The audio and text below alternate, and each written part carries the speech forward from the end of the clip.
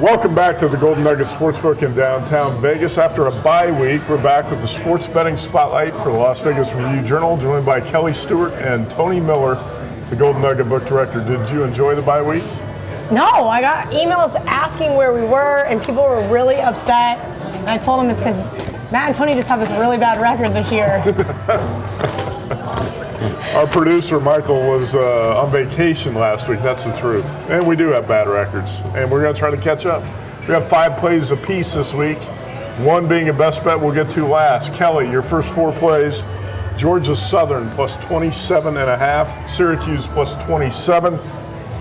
K-State makes the list as a 2.5-point favorite, and Vikings -6. Tony, your first 4: Cowboys -7, Broncos pick, Wyoming -5.5, Washington Huskies -16.5. My first 4 plays would be Iowa plus 7.5, Oregon plus 17, Cowboys -7, Broncos pick, and then we'll get to best bets. Georgia Southern plus 27.5 against Ole Miss. Why are you taking? I know this is kind of an obscure game, but I'm still kicking myself for not taking New Mexico State last week against Texas A&M.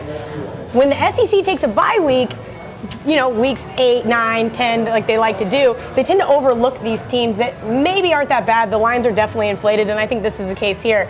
Ole Miss needs to snap their 3-game losing streak. I understand that. I'm not calling for any outright upset, but I think Georgia Southern loses this one by 3 touchdowns. No outright upset, huh? Okay, Syracuse plus 27 at Clemson. I kind of like this play. I'm playing this as a classic letdown spot. Everybody knows last week, Florida State, Clemson, huge game. It was a great game if you guys missed it.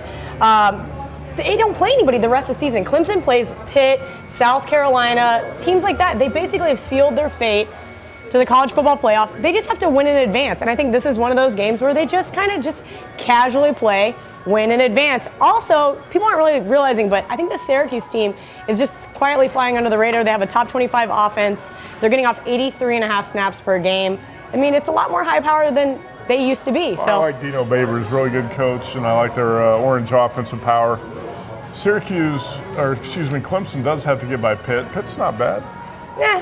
All right. I think they have the easiest route. Let's put it that way. K-State, a 2.5-point favorite over Okie State off a big win over West Virginia. As you guys know, one of my favorite things to do is bet against a ranked team getting points. K-State's laying 2.5 here at home. I hardly ever play K-State as a favorite. You guys know that.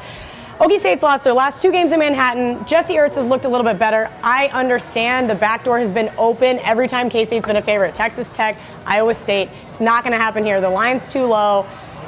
K-State wins this one by a touchdown. I don't think this K-State defense is going to allow a backdoor to happen here. Okay, and Vikings -6 against the Lions. Everybody knows I love this Vikings team. I've loved them since, God, almost like 35 games ago. Did you watch the past 2 games? I know, and the past 2 games have been absolutely atrocious. That's why Norv Turner's gone. Whether he resigned, whether he got fired, we really don't know. That bye week was a really bad time. It killed a lot of their momentum. Now they get to head back home, playing a great environment.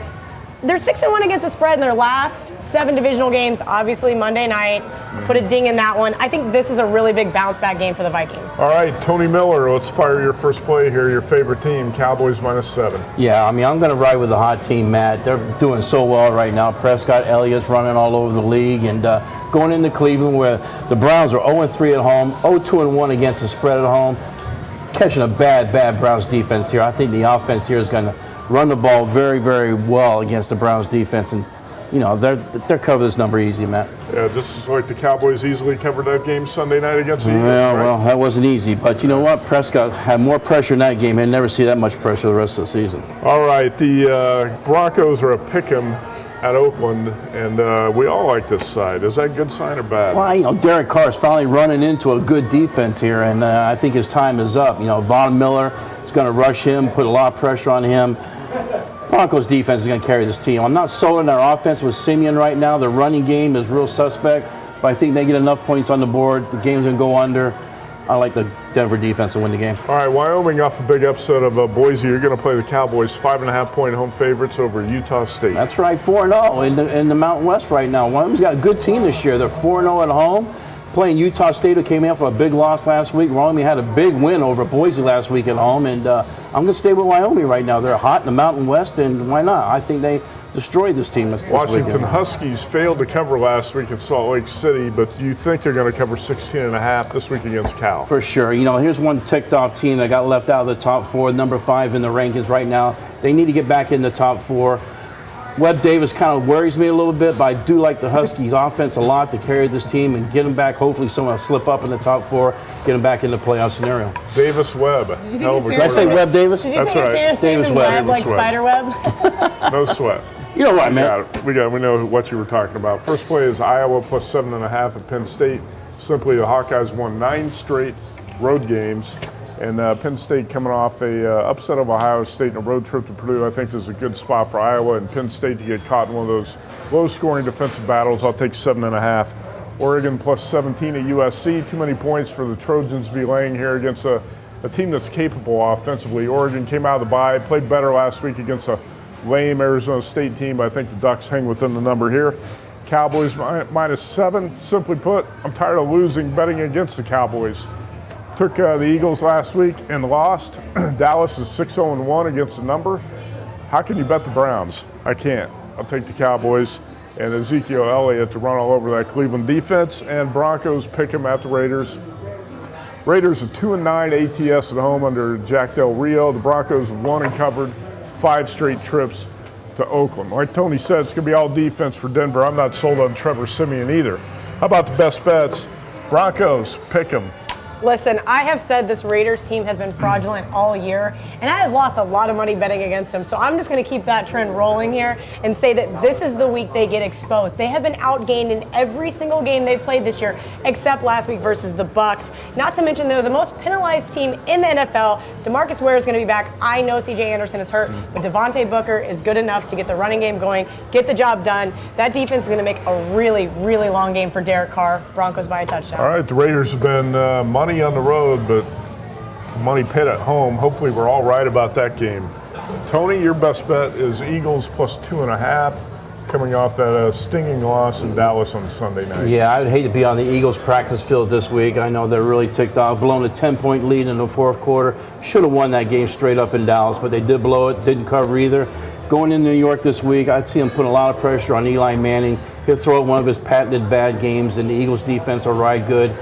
I like the Eagles. All right, best bet for me was going to be the Broncos, but Kelly took it, so I switched to the Seahawks minus 7. That's fine. Seahawks off a tie at Arizona, a loss last week in New Orleans. I think this is a get-well spot for Seattle here, and they post a double-digit victory over a Buffalo team that has been hurting a little bit offensively with Sean McCoy banged up. All right, Tony, this is a big sports week in Vegas, all sorts of events going on. What do you have happening down to Nugget? Oh, it's busy, man. Got 52 concert series going on down here. Like you said, Matt, all the sports are going. College basketball's back, man. So. A week from today, and a great Game 7 in the World Series last night. Oh. Right, Kelly? Best game I've ever seen. Really? All right, that's a sports betting spotlight for NFL Week 9 from the Golden Nugget. All right, we'll find out about that next week. We might take a bye in Week 8. We're undecided, so we may not be back next week. But for Week 7 of the NFL, that's a sports betting spotlight from the Golden Nugget.